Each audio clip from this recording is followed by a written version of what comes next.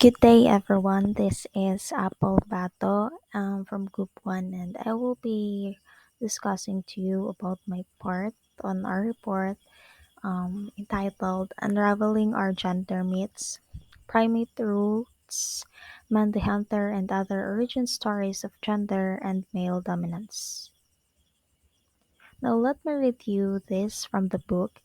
According to US anthropologists in 1969, even unencumbered by pregnancy or infants, a male hunter would be less fleet, generally less strong, possibly more prone to changes in emotional tonus as a consequence of the estrous cycle, and less able to adapt to changes and temperature than males. Another is from a 5-year-old boy in Los Angeles, 1980. Women don't ride motorcycles because they can't. They can't because they are not strong enough to put their legs down to stop it. Now, another is from a pre college student in India in 1990. Men hunted because women were not allowed to come out of their houses and roam about in forests. Now, feminism is one of the most important social issues in the world now. Um, Women are being treated badly, and gender roles have been destroyed their life. Like in the late times, women has been described as objects and not human because man own them and they depend on man and they are weaponed against other like animals and hunting. I have read this from one book, no, that it is said that women are weak by nature. That is why, from old time, people say that women are cunning, like viewed as incapable, weak, and worthless for doing responsible works. They were created to do easy works, and their soul is very soft, good nature, and now, we all know that all cultures have creation stories. Many have elaborate gender related creation stories that describe the origins of males and females, their gender specific traits, their relationships and sexual proclivities, and sometimes how one gender came to dominate the other. Our culture is no different, just like we can see this on page 244 in the book.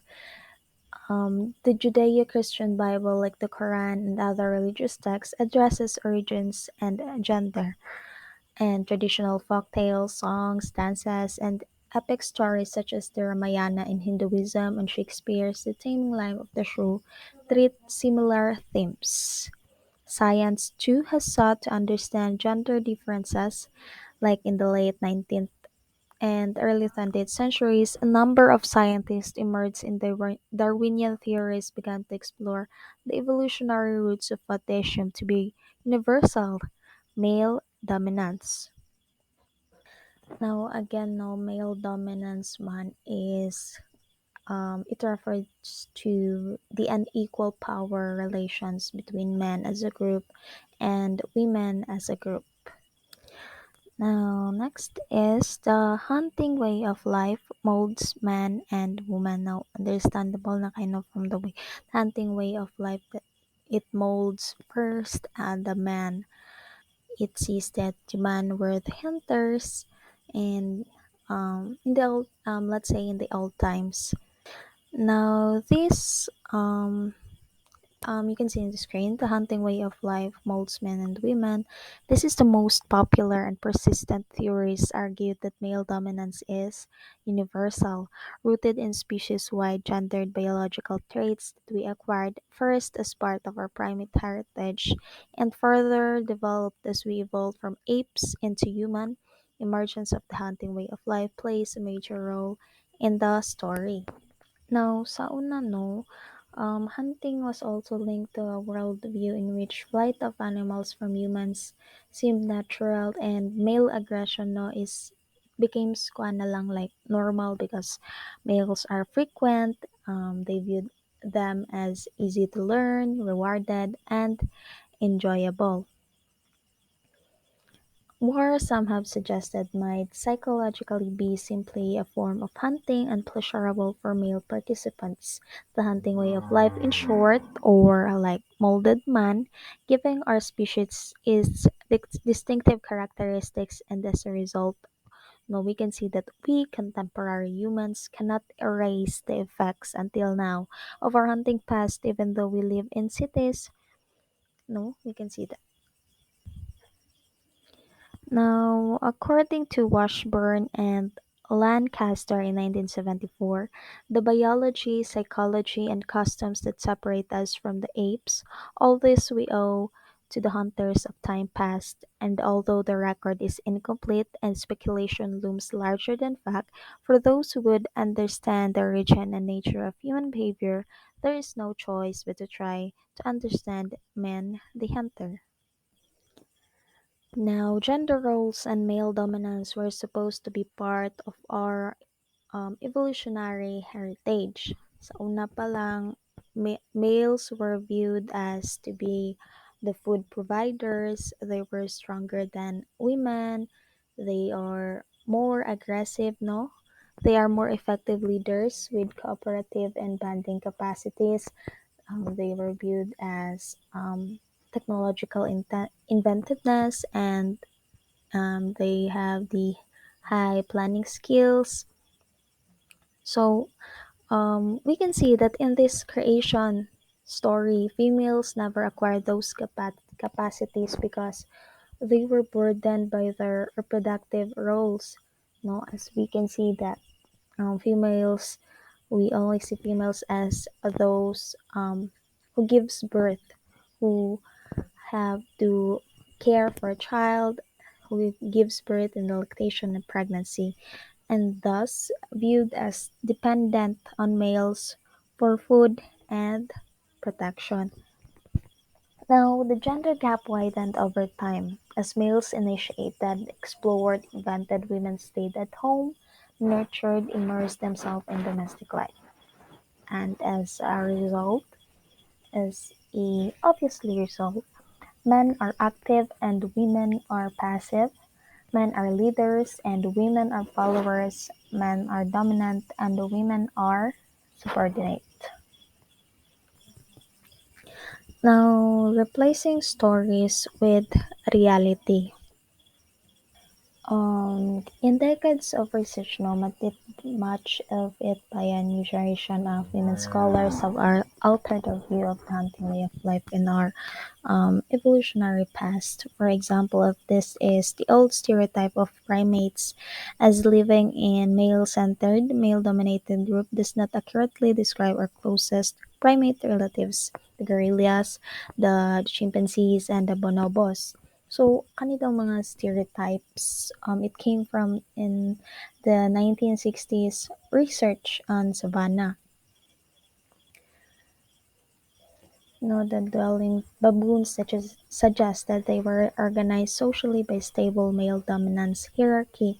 Now, as a result, females lacked hierarchies or coalitions. Then they were passive and were part of dominant male the harems. You can see this in the book. No, critics first argued that baboons as monkeys rather than apes were too far removed from humans, evolutionary to tell us much about early human social organization. Then, further research on baboons living in other environments by primatologists such as Thelma Rowell discovered that those baboons were neither male focused nor male dominated.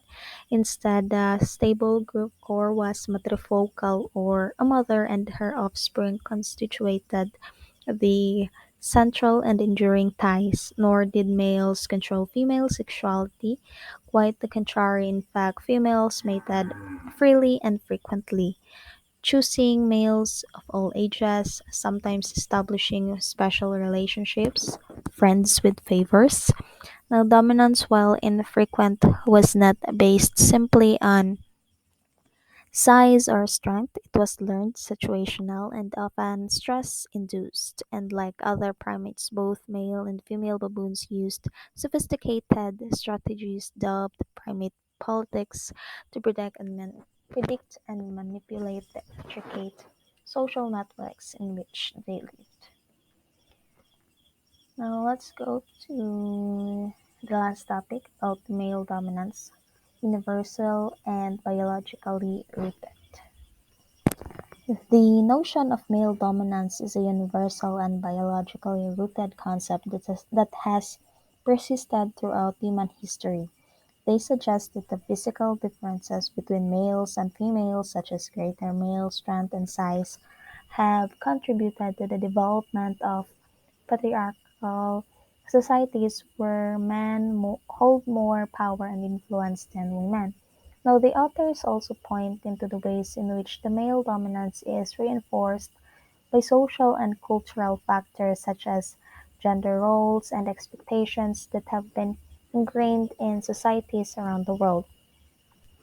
They argue that male dominance is not solely a product of cultural conditioning, but is also influenced by biological factors such as testosterone levels and evolutionary pressures.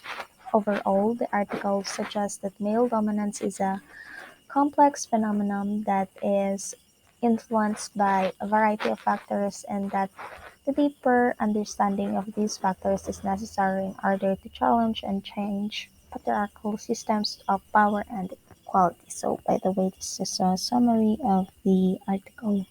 Now, the Kungsan, also known as the Julwansi or hunter-gatherer society that resides in the Kalahari Desert region of southern Africa, specifically in Botswana, Namibia, and Angola. They have been studied extensively by anthropologists, and their social structure, including their approach to gender roles, has been a topic of interest. The Kungsan have a relatively egalitarian society where both men and women are highly valued for their contribution to the community. They have a division of labor based on and age gender where women primarily focused on gathering plant foods while men participate in hunting and providing meat for the community.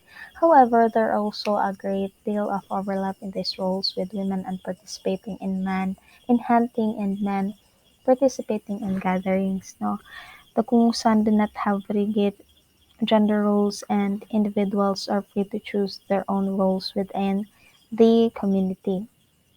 For example, it is not uncommon for women to become skilled hunters or for men to take on caregiving roles for children. Sexual relationships and marriage are also not highly regulated, and individuals are free to choose their own partners. In summary, the Kung San society is characterized by its egalitarian approach to gender roles where individuals are free to choose their own roles and there is a great deal of overlap between traditionally gendered tasks. Now, in research in the 1970s and 1980s addresses these questions. Some argued that sexual asymmetry was universal and resulted from complex cultural processes related to women's reproductive roles.